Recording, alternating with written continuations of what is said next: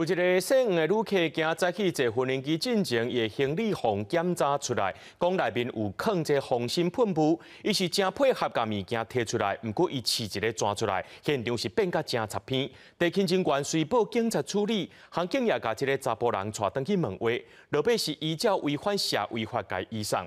提醒民众坐无人机进前，什么物件应该查，什么物件无应该查，拢爱事先做功课，唔通耽误正人时间。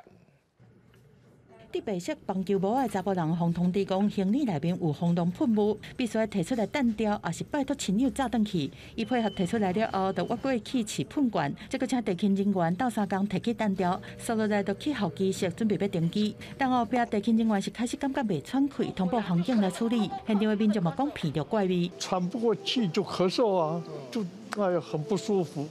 然后很多人就往旁边走开，是都散了，很多人都散开啊。我们就听说啊，有人喷什么辣椒水啊什么的，我们就赶快跑到那个美食街2楼去避一避、躲一躲。会有一些味道嘛，那我们就把这稍微提供排烟措施，把它消散掉。松山机场接到通报了后，是启动排烟的装置，互气味紧散掉。航警局是先线到候机室，找到这个姓黄的查甫人，帮助伊办理退管，带转去接受调查。姓黄的查甫人讲，这本罐是几年前买来防身的，互通知讲袂当炸了后，是想要试敢阁会当用才去试的。全案调查后，依违反社会秩序维护法63条第1项第4款移送台北地院检疫庭裁处。不能够托运，主要还是在于说它的这个压力瓶在高功的低压情况下，那内外的压差会产生比较大的一个差异。那这种情况下的话，就比较容易导致这个瓶身本身内容物外泄。